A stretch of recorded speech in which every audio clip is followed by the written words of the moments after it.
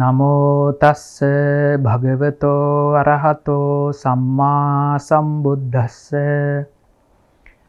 නමෝ තස්ස භගවතෝ අරහතෝ සම්මා සම්බුද්දස්ස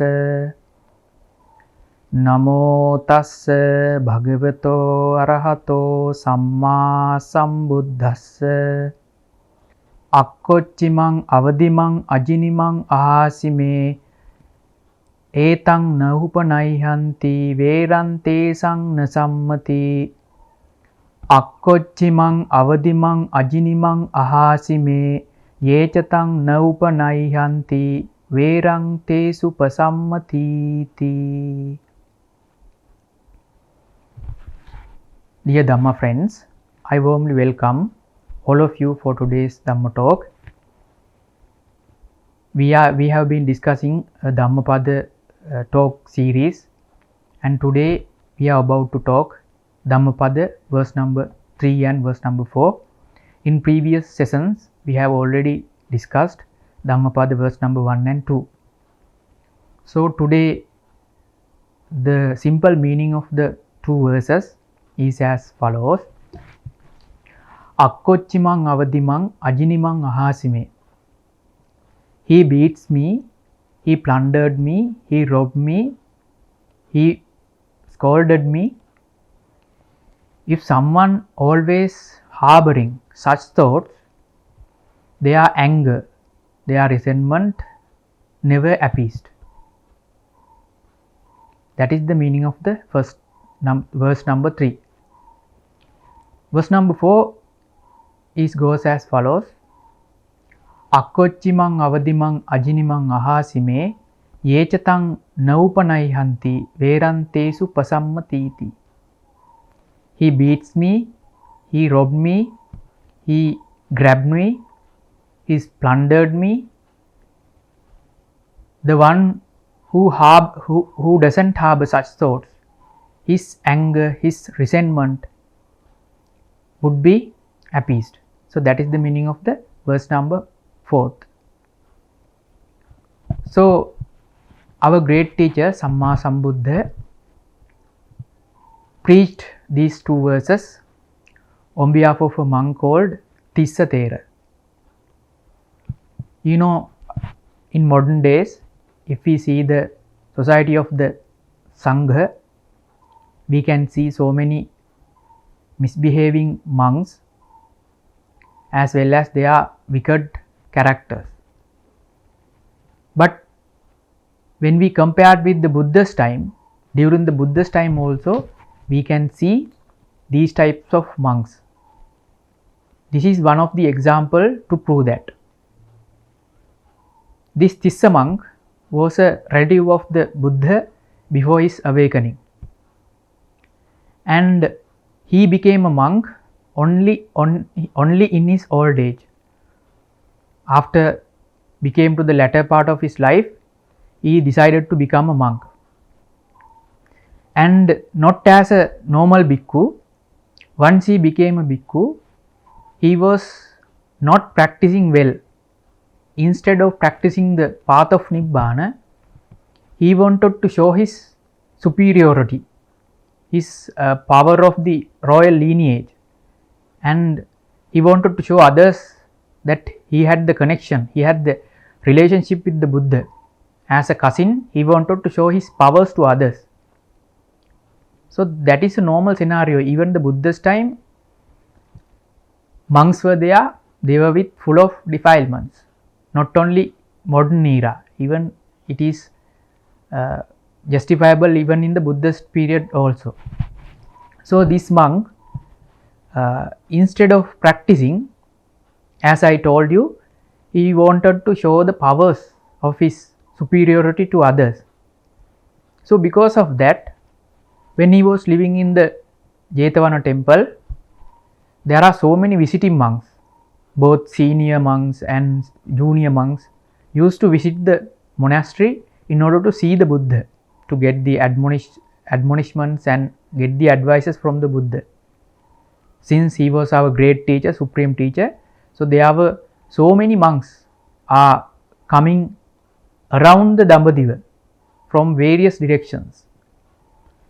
So when those monks were coming inside the monastery, this Tissa monk was used to go to the reception hall, and in the reception hall in the middle he was staying like a super senior monk, and when senior guest bhikkhus visited and when asking permission to do service to the Tissa bhikkhu, he was accepting them.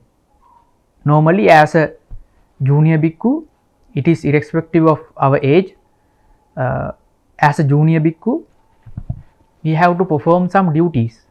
When the visiting monks arrived, we have to go forward and we have to worship him, and we have to accept his bags and bowls, and we have to guide him to the reception hall. We have to serve him by providing water, alms, tea according to the time. We have to taken care of the visiting monks, guest monks.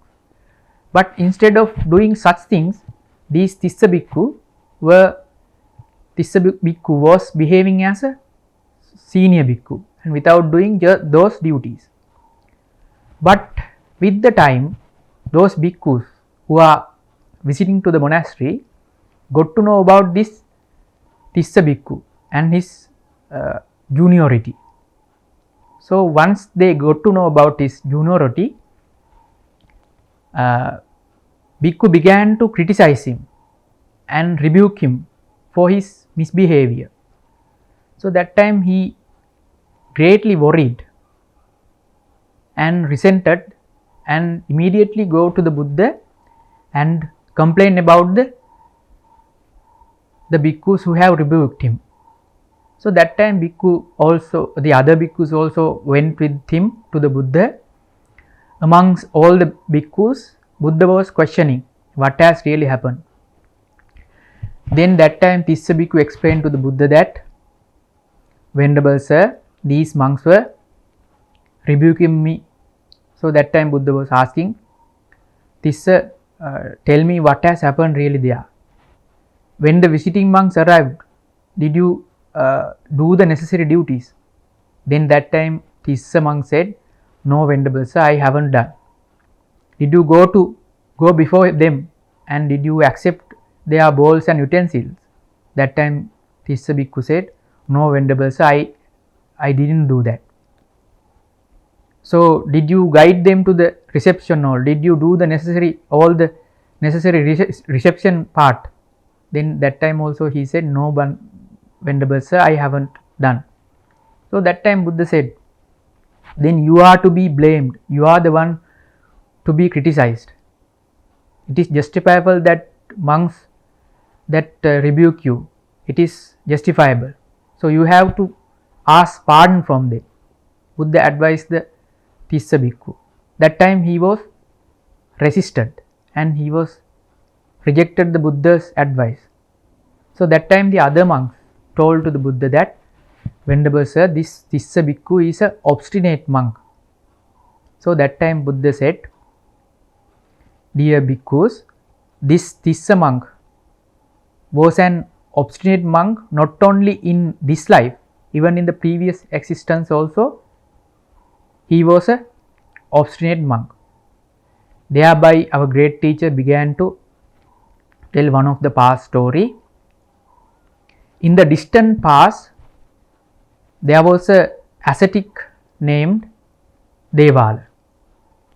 So this Devala ascetic was living in the Himalayan mountains, in the jungles. Normally as an ascetic, during the rainy fall season, they used to come to the cities in order to find salt and vinegar and nutriments. So he used to visit one of the city, and he came from the jungles to the city, and he found a public hall and he was staying there.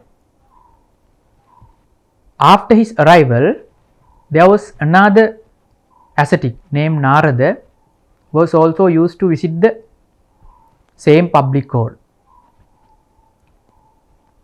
So initially they had the friendly greetings and friendly conversation up until the night, and when the bedtime comes, they used to go to sleep. So while going to the sleep, firstly arrived Devala ascetic was not a good ascetic. He was just tried to sleep, began to sleep closer to the entrance of the public halls without thinking much about the situation. But not like the Devala ascetic, the secondly arrived Narada ascetic was very wise one, and he was began to sleep just closer, just in the corner of the hall, because when he was in the corner in the hall, he won't disturb to anyone. But if one sleeps on the closer to the entrance, that would disturb the others. While going outside, it will hinder the goer to the outside. So as I explained, in the middle of the night, the Devala Narada ascetic got up from the sleep and he wanted to go to the washroom. So that time he began to go outside. So while going outside, he accidentally tread on the hairs of the Devala ascetic. So that time Devala ascetic got angry and asked, "Who are you?" Then Narada ascetic said, "Venerable friend, this is I am." So then, "Why did you tread on my hair, my matted locks?" Then he said, "I don't know that you are sleeping here, that's why I accidentally stepped on your hairs." So he asked the pardon and he left the outside. Then this Devala ascetic, what he was done, first time he was thinking that first time he stepped on my matted locks, next time he will step on my neck, so I have to change my direction. So he flipped the side and began to sleep.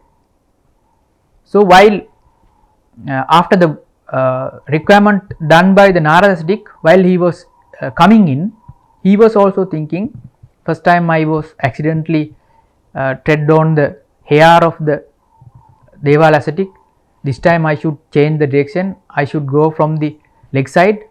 By thinking, he began to enter the hole from the leg side. But since he had changed the direction, this time he accidentally stepped the neck on the Devala ascetic. So this time this Devala ascetic got angry even more, and he began to curse him that by tomorrow morning, when the sun rising happens, your head should be splitted on to 7 pieces. By saying so, he cursed the Devala ascetic, cursed the Narada ascetic. So few times this Narada ascetic tried to ask pardon from the Devala ascetic, but he didn't give the pardon, and instead of giving pardon, he was cursing to the Narada ascetic. But since the Narada ascetic was innocent and ethically and morally, Narada ascetic is more experienced, and he was already achieved the jhanic and divine capabilities, and he could foresee the future. So he just foresaw the future, and he saw that if this Devala ascetic didn't get the pardon from the Narada ascetic, so same curse would be fall upon the Devala ascetic. And when the following day morning, when the sunrise happened, if he didn't ask the pardon from the Narada ascetic, then the Devala ascetic's head would split into 7 pieces. This was observed by the Narada ascetic. So with his divine capabilities, he with his divine powers, he just stopped the rising of the sun. So when that was happening, the night was too long and people began to worry and got scared. So that time people in the city complaining this matter to the king. So that time king thought, definitely this is not a normal incident, there should be involvement of the ascetics. So he ordered the people to find out if there are any ascetics who are living in the city. So when the people were searching about the ascetics, they got to know about these 2 ascetics, and king immediately arrived to the ascetic, and king got to know about what has happened in between these 2 ascetics. So then king got to know the innocent nature of the Narada ascetic, and king asked from the Devala ascetic to get the pardon from the Narada ascetic, but Devala ascetic rejected. So that time king had to forcefully ask the Devala ascetic to get the pardon from the Narada ascetic. So ultimately he agreed to get the pardon. So Narada ascetic suggested that to save him from the curse, tomorrow morning while the sun arising, there should be some arrangement. When the sun arising, Devala ascetic had to jump into the water and sink in the water, and on top of his head one must place a clay ball. So when the sunrise and when the sunshine touches the clay ball, that instead of the splitting of the head, the clay ball should be split onto 7 pieces. So king arranged to happen that. So when the sun, when that happened, with his divine powers, Narada ascetic allowed the sun to arise. So when sun arising happens, they did as they have planned. So when the sun rays fall upon the clay ball, then clay ball had splitted into 7 pieces.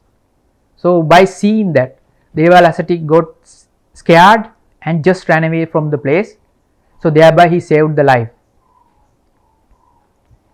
So with that story, our great teacher said, during the previous that existence, this Tissa monk was the Devala ascetic, and I myself was the Narada ascetic.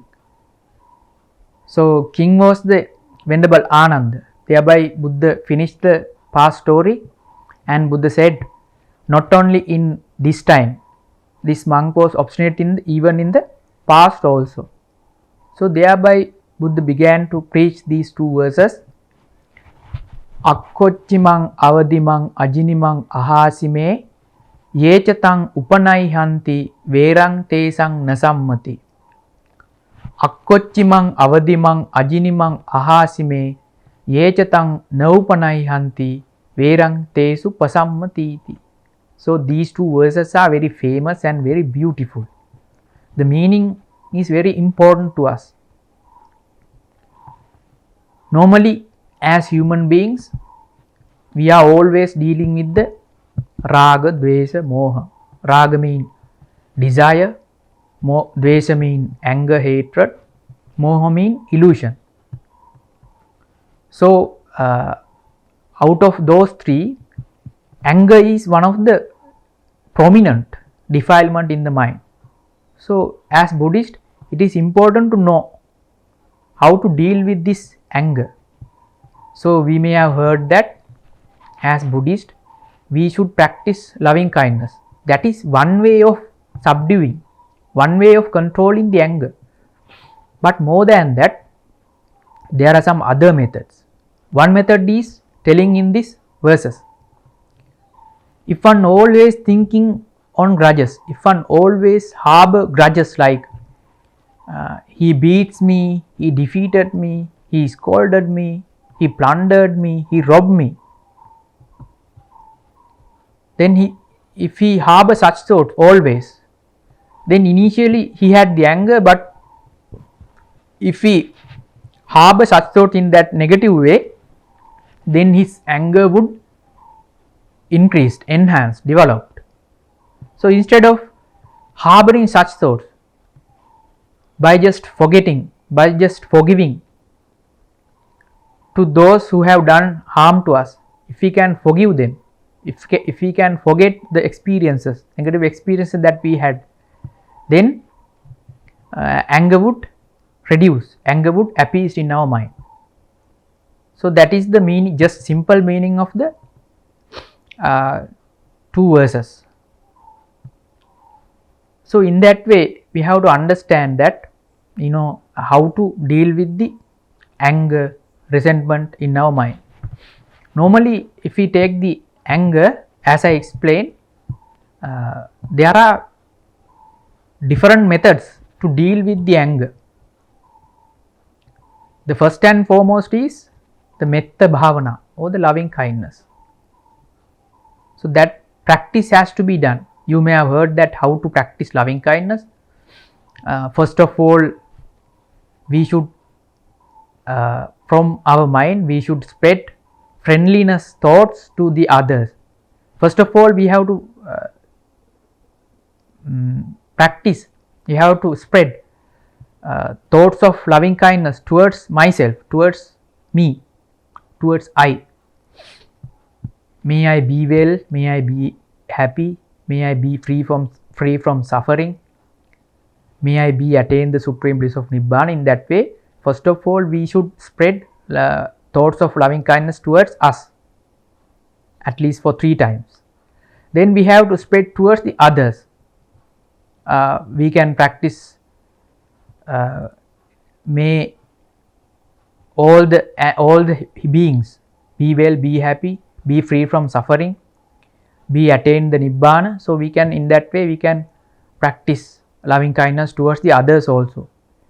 And it can be done in 2 ways. One can be done as per the direction wise. So first of all, as I explained, we can spread loving kindness thoughts towards us, then according to the directions, beginning from the north direction, infinite beings at the direction of the north until the infinite end of the north, we can spread the loving kindness. Similarly, we can spread the east, south and the west, and also in the upper direction and also in the lower direction until the infinite end of the direction, we can spread the loving kindness. So that is one way of practicing loving kindness, or the metta. The other way of practicing loving kindness was that according to the area. So first of all, we can as per the first method, we should practice loving kindness of thoughts towards myself, towards us, for at least 3 times. Then we can think all the beings who are in this house, who are in this monastery, who are in this particular area may be free from suffering, be well, be happy, may they be attain the Nibbana. So we can spread loving kindness as per that. Then we can enhance the area by thinking, first of all we spread towards only to the family members, then we can spread towards the village, then we can increase the village up to the district, they can increase that area up to the province, then we can spread thoughts of loving kindness towards all the country, then all the world and all the space, all the universe. In that way we can practice loving kindness. So that is the second way. So though we can use both the ways, and by practicing in that way loving kindness, that is one way of just subduing the anger, hatred and resentment. But still we cannot completely outplay the anger. It can be reduced up to some level. The second method is that we need to identify the nature of the anger. To have that, we need to practice mindfulness. Mindfulness, that means when the anger appears on the mind, initially in the first hand, we should identify that anger. To identify or to recognize the anger, first of all we should practice mindfulness. When the mind is with the mindfulness, we can identify the nature of the anger.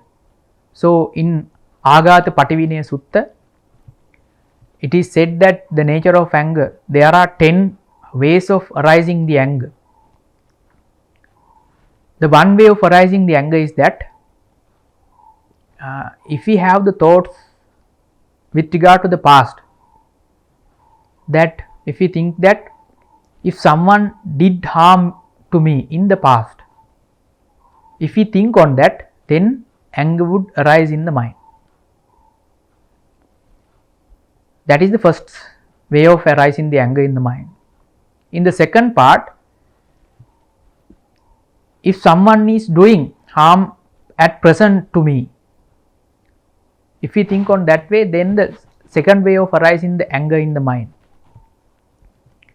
And third way is that if someone will harm me in the future, if we think on that, that is the third part way of arising the anger in the mind. And if we think that in the past they did harm to my friends, relatives, my beloved ones, if we think on that, then the fourth way of arising the anger. And also if we think that in the present they are harming to my beloved ones, my friends, my colleagues, if we think on that way, that is the one way of arising the anger. And in the future they will help to my friends, they will harm to my friends, my relatives, my beloved ones. If someone think in that way, then that would be a source of arising the anger. That is the sixth way. Seventh way is that in the past they have helped to my enemies. So if we think on that way, then that is the source of arising the anger.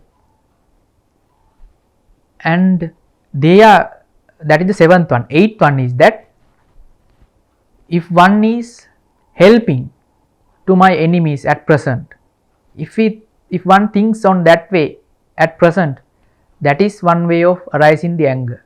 That is the eighth way. And the ninth way is that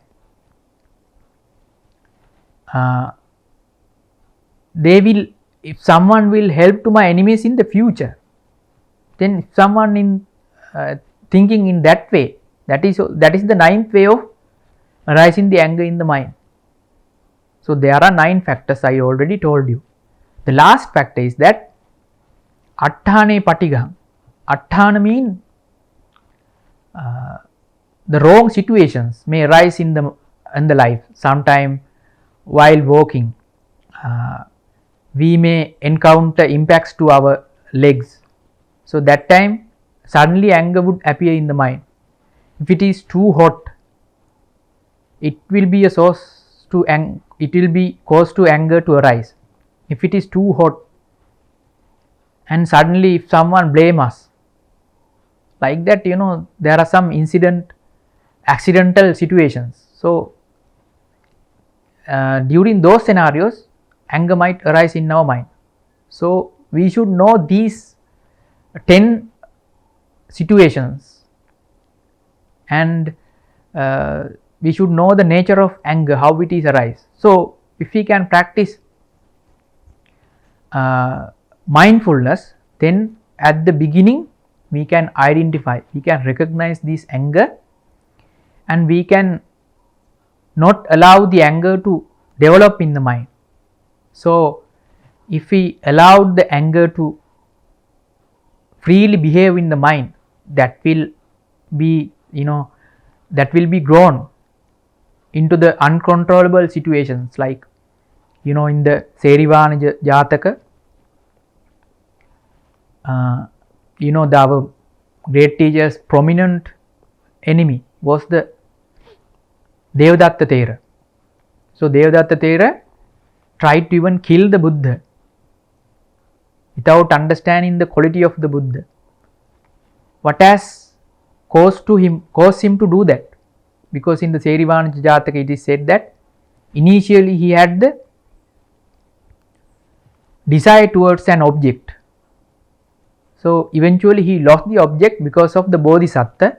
Then the desire converted towards the anger, and anger towards the hatred. So he was unable to control that anger, hatred, and ultimately it became a vengeance, and it has been continued throughout the samsara, life to life, came behind the Bodhisattva, and ultimately even when the Bodhisattva attained the Buddhahood, the superhuman being, at that time also this Devadatta were chasing behind the Buddha and did so much of harm to the Buddha, and thereby he gathered so much of demerits, and he had to tremendously suffer because of that anger. So that is why for us also it is important in the beginning with the mindfulness we should identify our anger in the mind. So by identifying anger we can control that, we can subdue the anger up to some level. I already told you there are two ways: practicing loving kindness or the metta, that is one way, and practicing mindfulness, that is one way. In these two ways we can control the anger up to some level. But as Buddhist practitioners, the important thing is that we should identify the Vipassana way, Vipassana meditation. Through Vipassana meditation only we can completely eradicate, we can completely given up the thoughts of anger, thoughts of resentment in the mind. How can we do that? So that is why we need to understand the Nama Rupa. Nama Rupa means mind and matter. When we think about the matter, all the objects that we see, that we hear, that we experience, that we taste, that we touch, and all those five senses experiencing the matter. So the matter is like, suppose when the water in the stream flowing towards the sea, and air is flowing, and in the earth the soil is just remaining. And when we compared our body with the soil, with the water, with the air, with the fire in the earth, so there is no difference between the earth and the body. Earth is also, when we see the piece of earth, we don't feel like it is me, it is mine, it is myself. But to our body, when we see our body, we begin to feel that it is me, it is myself, it is my mother, it is my father. But actually when we deeply consider about these body and the earth and natural elements, if we deeply compare with these two objects, then you begin to see that there is no difference between the natural elements as well as this body. Then you begin to see this body as a lump of earth, lump of air, lump of fire. Then you won't feel the anger. You don't arise, it doesn't arise the anger in our mind, because there is no reason, no justifiable reason for anger to arise in the mind, because there is no difference between this body as well as the natural elements. So if we can see that nature with wise mindfulness, with wise attention, then we have no causes for the anger to arise in the mind. So that is the thinking of the thinking about the matter.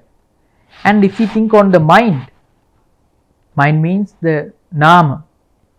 We normally have feelings, vedana, sanya, perceptions, and sankhara, mental fabrications, and vijnana, the consciousness. The nature of the feelings, the three types of feelings: pleasant feelings, unpleasant feelings, as well as the neutral feelings.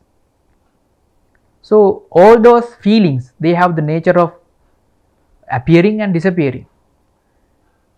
So as I told you in the first, if we compare these feelings with the natural elements like earth, air, fire and water, you could see that there is no difference between the natural elements as well as the feelings. Natural elements also as arising and disappearing, the feelings also arising and disappearing. So then when the pleasant feelings arise in your mind, you have no source to attach to that, because it has the nature of arising and disappearing. And when the unpleasant feelings like anger arise in the mind, so you begin to see that anger also has the nature of arising and disappearing, since it is impermanent. So then you began to see that yadaniccan tandukkan yandukkan tadanatta. That means if something is impermanent, the same thing is dukkha, means suffering. Yan dukkan tadanatta. If something is dukkha, if something is suffering, that is has the nature of not self, non-self, the selfless nature. So if we can practice that 3 marks of existence in that way with regard to the feeling, then while having any kind of feeling in the mind, we cannot have the anger in the mind. So same scenario applicable to the perceptions also. Perception means recognizing the color, recognizing the taste, and recognizing the other scenarios like smell, touch, and these kind of recognition is known as perception. Perception also has the same nature. It is also impermanence. It is also has the nature of arising and disappearing. If something is having the nature of the impermanent, that is suffering. If something is having the nature of suffering, that is non-self. That has the selfless nature. So perception is also the same. And mental fabrications means that once we feel something, and after the feeling, the recognition is happening, and after the recognition, from our mind we fabricate things in this way. This is myself, this is my so and so, this object is worth is so much, that object is worthless, that is a useful one, that is a not useful one, that is from Sri Lanka, that is from Australia, like that. We in the mind we fabricated things. So that is the nature, that is the nature of the mental fabrications. But those mental fabrications also has the same nature of the impermanent, because it is also has the nature of appearing and disappearing. So if something is appearing and disappearing, that is impermanent, means anicca. something, if something is impermanent, that is having the nature of the dukkha.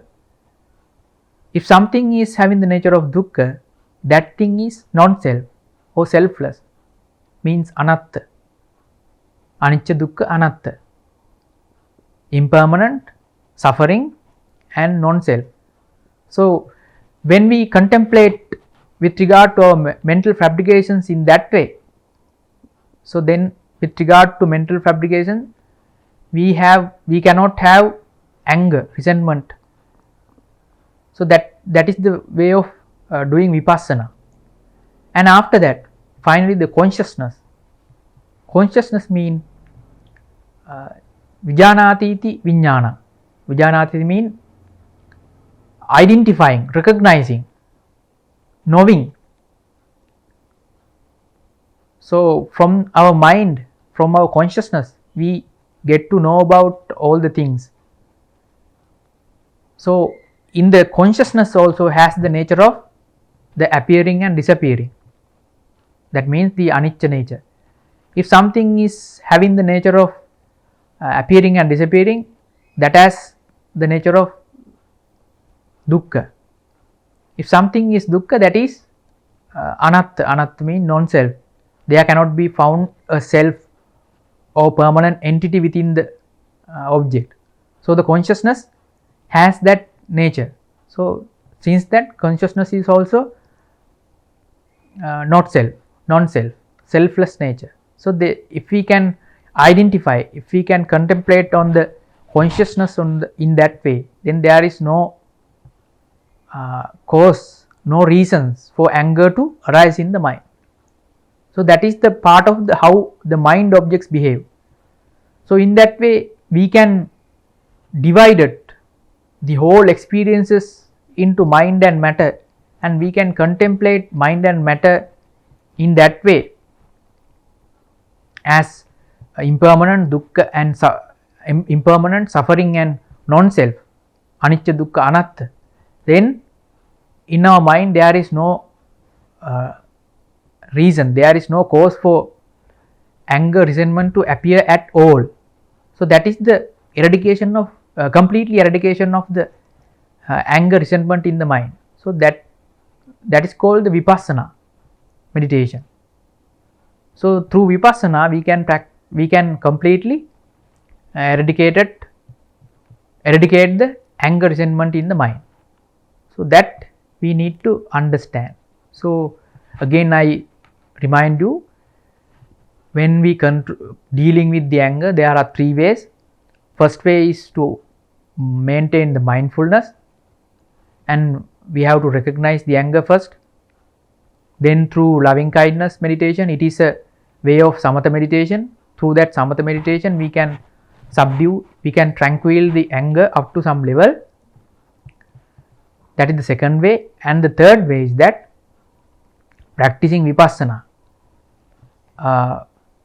identify the anger as a mind object, and in that mind object it is the negative feeling, and it is a variety of feeling, and the feeling has the nature of arising and the disappearing.